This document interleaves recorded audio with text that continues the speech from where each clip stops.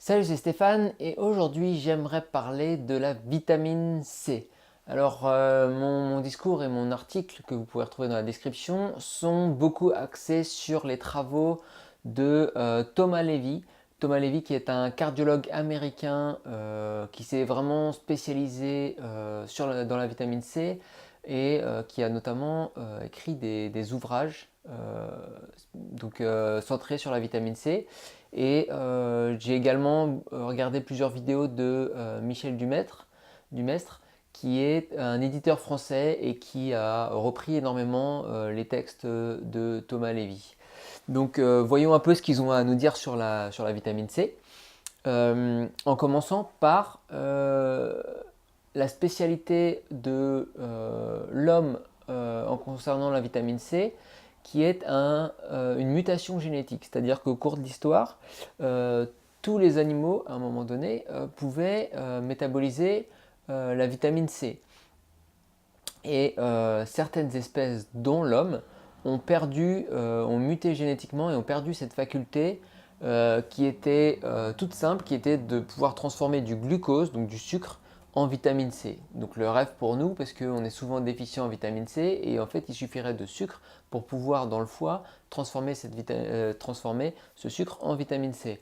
Alors pourquoi l'homme a-t-il perdu la vitamine C? Ça, on ne saurait l'expliquer. Peut-être parce qu'il avait un apport suffisant dans l'alimentation, peut-être qu'il avait réussi à obtenir une meilleure gestion de sa vitamine C au sein du corps, du fait qu'il en ait moins et que l'alimentation suffisait, etc. Alors ça, l'histoire ne nous le dit pas.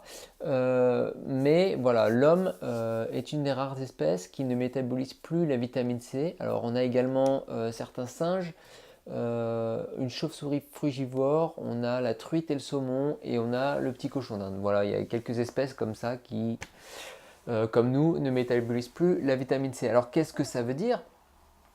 Ça veut dire que on doit trouver notre vitamine C entièrement dans l'alimentation. Alors l'alimentation d'aujourd'hui, elle est beaucoup transformée et tout ce qui est alimentation transformée en général est très riche en minéraux et en vitamines. Donc il faut s'orienter vers les fruits et légumes, à savoir que les fruits et légumes d'aujourd'hui, ils sont sélectionnés pour produire en grande quantité. Donc il faut des fruits et des légumes qui paraissent beaux, qui permettent de produire en grande quantité, qui soient costauds pour le stockage, etc. Donc c'est beaucoup de sélection. Et malheureusement, ces sélections, elles ne tiennent pas du tout en compte, elles prennent pas en compte la quantité de vitamines et de minéraux, parce que quand les gens les achètent, ils ne peuvent pas le voir.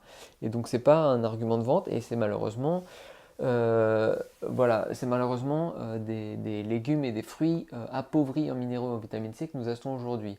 Alors, à moins de pouvoir obtenir des fruits et légumes de qualité à moitié sauvages encore, qui soient vraiment riches en vitamines, on a tendance à s'orienter aujourd'hui malheureusement vers une supplémentation presque obligatoire, en tout cas nécessaire, de vitamine C pour être en bonne santé, et encore plus si on est fatigué chronique et qu'on a besoin de retrouver la santé. Là, je pense que la vitamine C, c'est quelque chose d'indispensable. Alors passons un peu rapidement sur la supplémentation. Euh, donc, il y a plusieurs formes. Il y a le comprimé, il y a la poudre, et il y a maintenant aujourd'hui la supplémentation liposomale. Alors, le plus simple, ce qui est le mieux assimilé par rapport au comprimé, c'est la poudre, donc la vitamine C en poudre. Voilà, vous prenez une petite cuillère pas trop remplie, ça fait déjà 1 ou 2 grammes. Vous mettez dans un verre d'eau, vous touillez, vous buvez. C'est très simple et c'est mieux assimilé que les comprimés. Cela dit, si vous prenez 1 gramme de vitamine C, il y a seulement 15% de ce que vous prenez quand c'est en poudre qui va traverser les intestins et se retrouver dans le sang. Donc les 85% qui restent, vous allez les excréter par les selles. Alors c'est là qu'intervient un petit peu la vitamine C liposomale. Ils ont réussi à enfermer la molécule de vitamine C dans des molécules de graisse. Seulement, le problème, c'est que cette supplémentation est bien plus chère. Donc à vous de voir, est-ce que ce serait pas plus intéressant de l'acheter en poudre, mais d'en acheter plus plutôt que d'en acheter moins en liposomal qui est un peu cher. Surtout que j'ai vu quelques produits sur Amazon ou d'autres plateformes un peu douteuses où finalement ils mettent de l'huile et de la vitamine C en poudre ensemble et ils la vendent comme de la liposomal, ce qui n'est pas du tout, c'est pas du tout comme ça que c'est fait. Donc il y a en plus des supercheries. Moi j'aurais tendance à vous conseiller la vitamine C en poudre. Voilà, vous l'achetez au kilo, c'est entre 30 et 40 euros. Bon, un kilo ça dure quand même bien longtemps. Donc voilà. Après il y a la vitamine C en intraveineuse qui est pour les problèmes quand même très avancés, les problèmes de cancer au stade avancé ou de maladies grave. Alors là, en hôpital, si vous arrivez à avoir une injection de vitamine C, c'est en général très bénéfique, mais c'est une pratique pas encore très courante. Enfin, je dis pas encore, elle l'eût été, et finalement, euh, on ne sait pas trop pourquoi. C'est une pratique qui se fait pas alors qu'elle a sauvé beaucoup de vies, mais elle ne se fait plus. Peut-être à cause des lobbies, peut-être que la vitamine C c'est pas assez cher, peut-être que c'est trop facile. Allez savoir. Bon, ça c'est après, c'est une controverse, on va pas s'étendre là-dessus. Euh, donc combien de vitamine C? Alors sachant que les recommandations sont très basses, peut-être 100 ou 200 mg par jour, moi je vous recommande plutôt de vous supplémenter à hauteur de 1 ou 2 grammes par jour. Vous pouvez même monter, moi des fois il y a certaines journées où je prends 3-4 grammes parce que je suis vraiment pas en forme et je les tolère très bien. Alors comment savoir si vous avez assez de vitamine C? Bah, d'une part vous vous sentez mieux, vous vous sentez plus énergique. Et puis si à un moment donné ça vous donne la diarrhée, c'est que vous en avez trop pris. Donc du coup c'est très bon signe, ça veut dire que vous en avez trop pris, vous savez où est votre limite, vous savez que vous en avez eu suffisamment. Et donc vous réduisez un peu pour la fois d'après. Et donc comme ça vous pouvez jauger et savoir combien vous en avez, sachant que une petite diarrhée, c'est le seul effet secondaire qui existe si on en prend trop. Donc c'est vraiment pas méchant. Voilà, pas d'effet secondaire à craindre vraiment. Ensuite, je sais plus où j'en suis. Oui, alors il y en a qui ont peur de prendre la vitamine C le soir.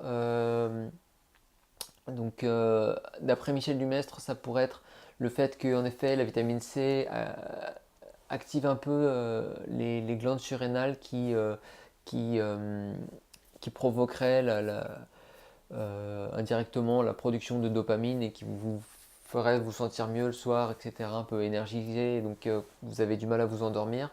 Il dit aussi que c'est parce qu'on prend une quantité pas suffisante, si on en prend beaucoup plus, au contraire, ce côté excitant n'apparaît pas.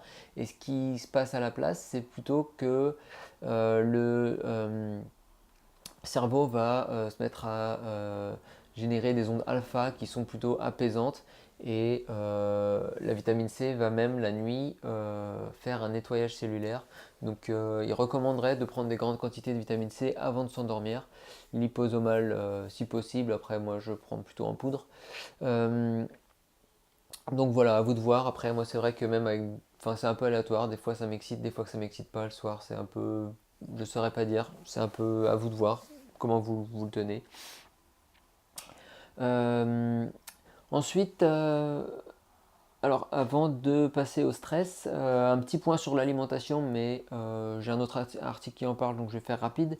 Niveau alimentation, dans l'ordre, on a le persil, le poivron, le brocoli, radis noir, kiwi, voilà, les oranges arrivent derrière tout ça. Donc on enchaîne sur le stress. Alors le stress et la vitamine C, quel est le rapport? Eh ben, plus vous êtes stressé, plus votre corps est soumis au stress et plus votre quantité vos besoins en vitamine C sont importants. Alors pour le savoir, on a fait des mesures sur une chèvre, donc une chèvre de 90 kg, et ils ont mesuré qu'elle produisait elle-même, donc à partir de glucose, comme on l'a vu, elle n'a pas le gène qui est désactivée, donc elle produit sa vitamine C, et elle produit quand elle est bien, quand elle est avec Monsieur Seguin, qu'elle est calme et que tout va bien, qu'il fait beau, elle produit 10 grammes de vitamine C par jour, ce qui paraît énorme quand on regarde les recommandations au niveau de l'homme. Et cette même chèvre, si on l'expose à un stress, donc à un stress il y a un loup, il fait froid, il pleut, elle est attachée à une corde, elle ne pourra pas s'échapper, bref. Soumis à fort stress, cette même chèvre sécrète alors 150 grammes de vitamine C. Donc c'est énorme quand on compare aux 120 mg de recommandation officielle pour l'homme. 150 grammes de vitamine C et ça en 24 heures. Donc c'est une production journalière. Donc c'est énorme. Alors je dis pas que c'est un besoin qu'on a quand l'homme est stressé, parce qu'on a peut-être une gestion complètement différente et plus efficace de la vitamine C. Euh, il n'empêche que plus on est stressé, je pense plus on, comme la chèvre, a besoin de vitamine C. Si vous vous supplémentez, c'est un paramètre à prendre en compte. Ah, je suis un peu stressé, peut-être que je vais en mettre un petit peu plus, ça pourrait me faire du bien. Ensuite, un cas néo-zélandais que Michel Dumestre aime beaucoup citer, c'est un cas d'un néo-zélandais qui était atteint de grippe porcine et qui était déclaré par les médecins comme quelqu'un qui allait mourir et il n'y avait plus rien à faire. Et puis sa famille s'est documentée, elle est voir sur internet un peu, elle est tombée sur la vitamine C en intraveineuse, donc quelque chose de radical.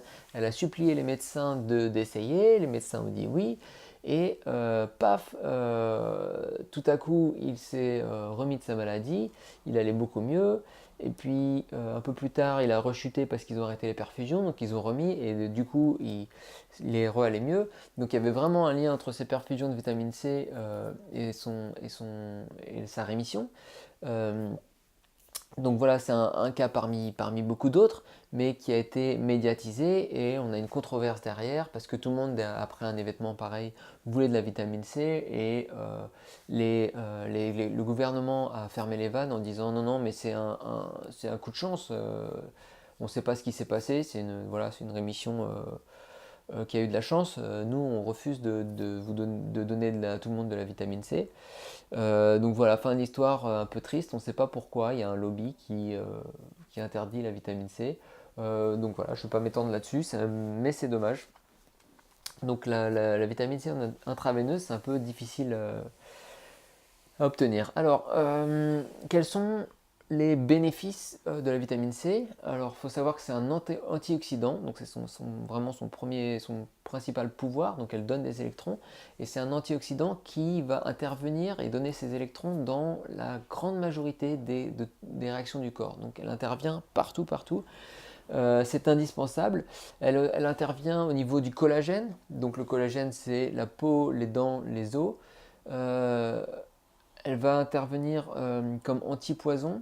On a une histoire que Michel Dumestre aime encore bien citer, qui est celle d'un médecin qui s'appelle Pierre Bastien et qui a fait venir France 3 chez lui et qui a en direct mangé 70 grammes d'amanite phalloïde, qui est un champignon mortel, et grâce à en même temps une perfusion en intraveineuse de vitamine C, il n'est pas mort du tout, il s'en est très bien sorti, et donc il a voulu médiatiser et faire prendre conscience à tous ses confrères du pouvoir de la vitamine C, donc dans ce cas-là en intraveineuse. Donc c'est un puissant antipoison le poison c'est traité au niveau du foie, qui supporte énormément le foie.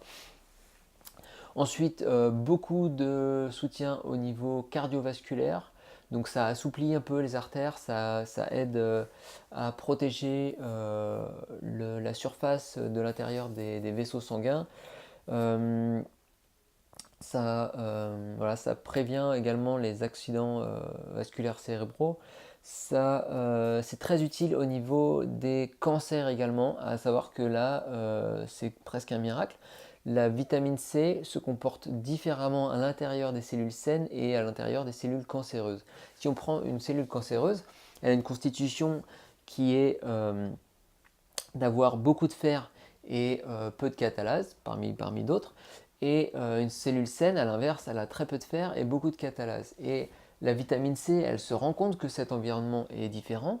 Et dans une cellule saine, elle va avoir un pouvoir antioxydant, donc très protecteur de la cellule. Et au contraire, dans une cellule cancéreuse, elle va avoir un comportement pro-oxydant, c'est-à-dire qu'elle va la détruire. Donc on a d'un côté la protection des cellules saines et d'un autre côté l'attaque et la destruction des cellules cancéreuses. Donc c'est vraiment, vraiment un allié incroyable face au cancer. Et notamment, si on est en stade avancé, on préférera les intraveineuses. Euh, voilà, c'est également très utile au niveau de la grossesse. On pense que ça aide au développement du cerveau du fœtus. Et on a trouvé également une corrélation entre le poids des fœtus et la quantité de vitamine C dans le placenta. À savoir que plus il y a de vitamine C, plus le fœtus possède du poids. Donc on pourrait le supposer en bonne santé. Ce n'est qu'une supposition. Voilà, alors je vais passer rapidement, après je vous invite à aller regarder mon article qui est dans la description qui contient encore d'autres références vers d'autres études sur les bienfaits de la vitamine C. On a par exemple le diabète de type 2, on a une protection contre les calculs biliaires, c'est un immunostimulant, c'est un antiviral, antibactérien, anti-inflammatoire. C'est également, ça pourrait être en tout cas très utile contre les troubles psychiatriques et contre les maladies neurodégénératives, on pense à Alzheimer. Donc c'est vraiment la panacée, comme l'écrit Michel Dumaître dans son livre inspiré des travaux du cardiologue américain Thomas Lévy. Donc la panacée, donc c'est vraiment quelque chose voilà, qui est salvateur et indispensable, et encore plus, je pense, pour tous ceux qui sont atteints de maladies et de fatigue chronique. Alors, voilà, pour ce qui est de ma part, ça fait 2-3 semaines maintenant que je prends quelques grammes de vitamine C par jour. Et j'ai senti une énorme différence, mais vraiment, vraiment, je me sens beaucoup plus énergisé. Et c'est une énergie, contrairement à celle du café qui vous donne une énergie que vous n'avez pas, c'est une énergie réelle, c'est-à-dire que ça va huiler tous vos mécanismes et ça va vraiment activer votre corps et le protéger. Et donc ça vous donne, contrairement au café, une réelle énergie. Donc là, pour moi, la vitamine C, c'est adopté. Je vais continuer à me supplémenter pendant encore un moment. J'avais déjà par le passé constaté que un peu de vitamine C, notamment quand on est un peu malade l'hiver, tout ça, un peu de vitamine C, ça booste. Mais j'avais pas poursuivi parce que j'avais peur je sais pas si c'est créer une dépendance ou quoi. Et en fait, il y a pire, enfin, je pense pas qu'il y ait de dépendance et je pense pas que vouloir, il y ait il y ait besoin d'avoir cette fierté de tirer uniquement ces vitamines de l'alimentation. Moi, je suis au-delà de ça. Si la supplémentation de la vitamine C est bonne pour moi, je vais la continuer. Donc pour l'instant, je la continue. Voilà, j'aimerais savoir un peu ce qu'il en est de vous. Est-ce que vous pouvez essayer aussi de monter jusqu'à quelques grammes, donc en poudre, dans un verre de vitamine C par jour et voir ce que ça vous donne. J'aimerais bien savoir tout ce que ça donne dans les commentaires. Voilà pour aujourd'hui. En complément, vous êtes libre de télécharger mon PDF, les 24 erreurs qui vous empêchent de guérir. Et puis on se retrouve à très bientôt pour une autre vidéo. Allez, salut!